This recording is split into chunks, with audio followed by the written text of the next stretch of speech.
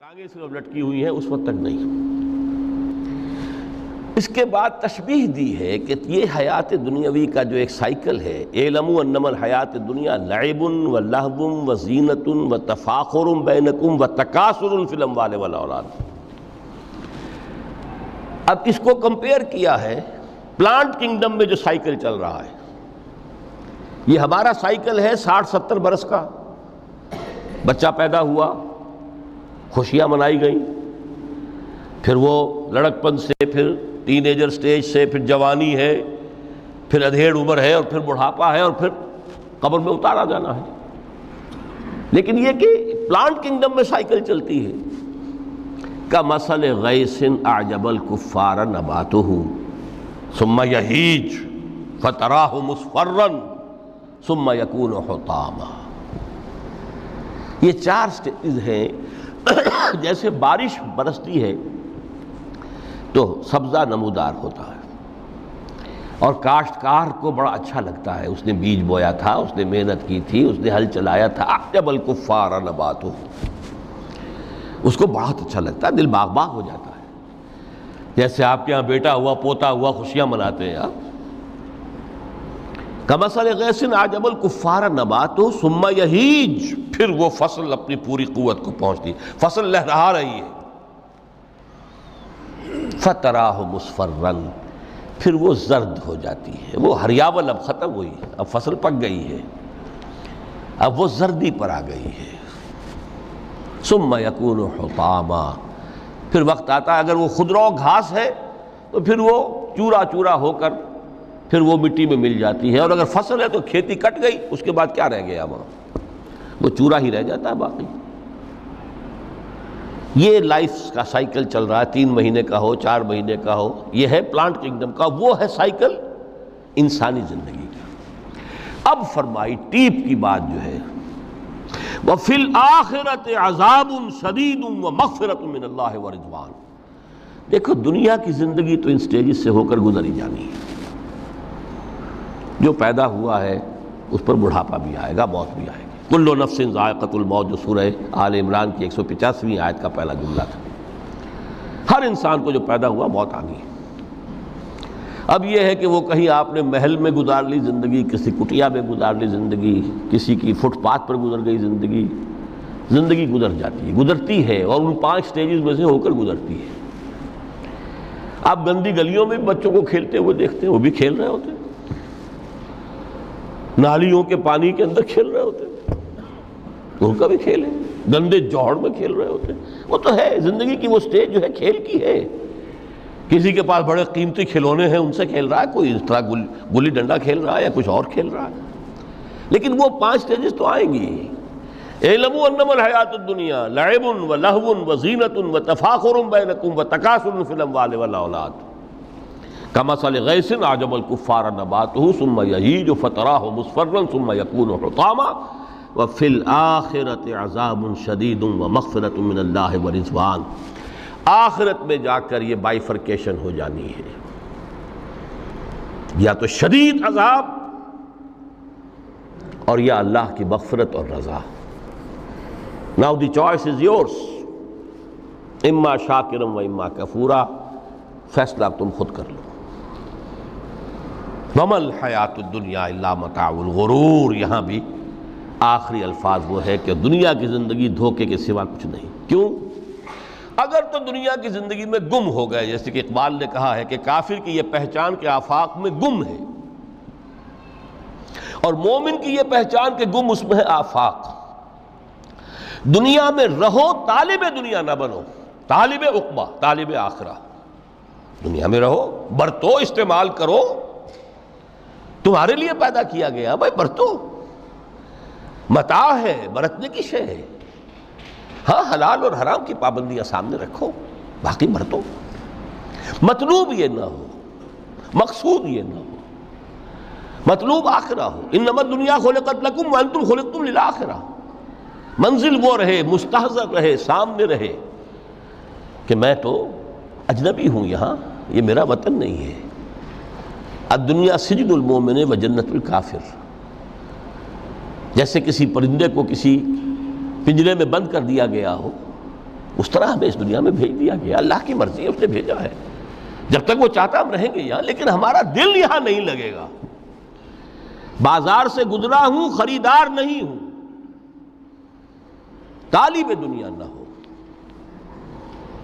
تب تو یہ کوئی دھوکے کا سودا نہیں، قطعاً نہیں، بالکل نہیں۔ حضور نے خود فرمایا مجھے تمہاری اس دنیا میں سے فلاں فلاں چیزیں بہت پسند ہیں، اور کس قدر ریئلسٹک ہیں۔ آپ نے عورتوں کے بارے میں فرمایا مجھے اس دنیا سے پسند ہے عورت، کوئی تصنع اور کوئی بھی تکلف اور کوئی خلاف فطرت بات نہیں کی محمد رسول اللہ صلی اللہ علیہ وسلم۔ آنکھوں کی ٹھنڈک میری نماز میں ہے، مجھے خوشبو پسند ہے، عورت کی طرف بھی آپ کا رجحان تھا۔ قرآن مجید میں آتا ہے نا، اے نبی اب کوئی اور نکاح آپ نہیں کریں گے، وَلَوْ أَعْجَبَتْكَ حُسْنُهُنَّ، چاہے ان کا حسن جو ہے وہ آپ کو اچھا لگے، اب اجازت نہیں ہے مزید، بس فل سٹاپ، جتنے نکاح ہو چکے ہو چکے۔ تو یہ دنیا کو حضور نے صلی اللہ علیہ وسلم دنیا پر سوار رہو، دنیا کو اپنے اوپر سوار نہ ہونے دو، بس بات صرف یہ ہے۔ کافر کی یہ پہچان کہ آفاق میں گم ہے۔ اسی لیے سورہ کہف کا ایک مرکزی مضمون ہے، پہلے رکوع میں بات آتی ہے اِنَّا جَعَلْنَا مَا عَلَى الْأَرْضِ زِینَةً لَهَا لِنَبْلُوَهُمْ أَيُّهُمْ أَحْسَنُ عَمَلًا۔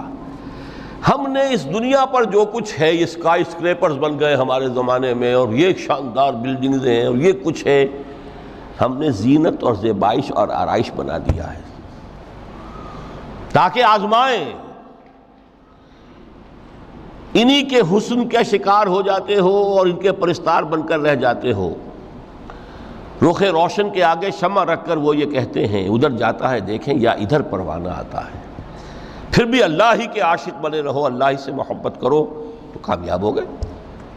دنیا کو برتو، اگر دنیا یہ عروس ہزار داماد جو ہے، اگر کہیں یہ محبوبہ بن گئی تو گئے، ختم۔ اچھا دیکھیے اس سورہ حدید میں اب یہ دنیا کی حقیقت کو اس طرح بیان کر کے دو نتیجے جو اس سے نکلتے ہیں ان کو علیحدہ علیحدہ بیان کر دیا۔ ایک نتیجہ جو میں بیان کر چکا، رہبانیت، ترک دنیا، اس کی نفی کرتے ہوئے فرمایا وَلَقَدْ أَرْسَلْنَا نُوحًا وَإِبْرَاهِيمَ وَجَعَلْنَا فِي ذُرِّيَّتِهِمَا النُّبُوَّةَ وَالْكِتَابَ فَمِنْهُمْ مُهْتَدٍ وَكَثِيرٌ مِّنْهُمْ فَاسِقُونَ ثُمَّ قَفَّيْنَا عَلَىٰ آثَارِهِمْ بِرُسُلِنَا وَقَفَّيْنَا بِعِيسَى ابْنِ مَرْيَمَ وَآتَيْنَاهُ الْإِنجِيلَ وَجَعَلْنَا فِي قُلُوبِ الَّذِينَ اتَّبَعُوهُ رَأْفَةً وَرَحْمَةً وَرَهْبَانِيَّةً ابْتَدَعُوهَا مَا كَتَبْنَاهَا عَلَيْهِمْ۔ اصل مضمون یہ تھا جس کے لیے تمہید اتنی لمبی باندھی، ہم نے نوح کو بھیجا، ابراہیم کو بھیجا، ان کی اولاد میں ہی نبوت اور کتاب رکھ دی، پھر ان کے نقش قدم پر ہم نے اٹھایا عیسیٰ ابن مریم کو، انہیں انجیل دی، اور جو لوگ ان پر ایمان لائے ان کے دلوں میں رحمت اور رافت کے جذبات پیدا کر دیے، انسانی ہمدردی۔ حضرت عیسیٰ کا جو اپنا مزاج تھا، ظاہر بات ہے کہ آپ کے حواریین اور آپ پر ایمان لانے والوں میں اسی کا ایک عکس پیدا ہونا تھا، لہذا وہ ایک خاص کیفیت، لیکن فرمایا ایک شے کو انہوں نے بدعت کے طور پر ایجاد کر لیا، وَرَهْبَانِيَّةً ابْتَدَعُوهَا مَا كَتَبْنَاهَا عَلَيْهِمْ۔ رہبانیت کی انہوں نے بدعت ایجاد کر لی، یہ انہوں نے کی ہے، ہم نے یہ ان پر فرض نہیں کی تھی۔ یہ ہے وہ منفی نتیجہ، گریز، خانقاہوں میں جا کر بیٹھ جاؤ، موناسٹسزم، تجرد کی زندگی گزارو۔ نتیجہ اس کا کیا نکلتا ہے کہ بظاہر راہب اور راہبائیں رہ رہی ہیں اور رہ رہے ہیں، اور اندر جو حرام کاری کے بازار چل رہے ہیں، اور تہخانوں کے اندر حرامی بچوں کی قبروں کے قبرستان بنے ہوئے۔ ہسٹری آف کرسچین موناسٹسزم پر کتابیں پڑھ لیجئے، خود انہوں نے اپنے سارے جو ہیں بخیے ادھیڑ کر خود رکھ دیے۔ یہ رہبانیت، یہ اسلام کا راستہ نہیں ہے۔ احادیث کے حوالے سے میں آپ کے سامنے پہلے بیان کر چکا ہوں، میں بعد میں تھوڑا سا عرض کروں گا کہ ہمارے ہاں بھی یہ رسم کیوں آئی اور کیسے آئی۔ الحمدللہ اس درجے میں نہیں آئی جس درجے میں کہ کرسچینٹی میں آئی ہے، الحمدللہ ثم الحمدللہ، لیکن کسی درجے میں اگر آئی ہے تو کیوں آئی ہے یہ میں بعد میں عرض کروں گا۔ لیکن اس کا مل حیات الدنیا الا متاع الغرور کا دوسرا نتیجہ کیا ہے؟ پہلا نتیجہ تھا گریز کا، پسپائی کا، فرار کا، معاشرے سے نکل بھاگنے کا، تاکہ معاشرے میں اشرار کھل کھیلیں، جو چاہیں کریں۔ ایک راستہ یہ ہے، ترک دنیا کے معنی ہیں ترک لذات دنیاوی، آسائشوں کو ترک کرنا، سختیاں جھیلنا، کس لیے؟ تاکہ دنیا سے ظلم کا خاتمہ ہو، باطل کا تختہ الٹ دیا جائے، ظلم کا استیصال۔ ظاہر بات ہے ظالم آسانی سے ظلم نہیں چھوڑے گا، ایکسپلائٹر وعظ و نصیحت سے اپنے ایکسپلائٹیشن سے باز نہیں آئے گا۔ شاذ ہوتے ہیں اس طبقے کے اندر بھی یقیناً کچھ سلیم الفطرت لوگ ہوتے ہیں، جیسے طبقہ اشرافیہ سے تھے حضرت ابو بکر رضی اللہ تعالیٰ عنہ، سلیم الفطرت انسان تھے، وہ کوئی غلاموں کے طبقے سے تو نہیں تھے، کوئی فقراء کے مساکین کے طبقے میں سے نہیں تھے، اونچے طبقے میں سے تھے۔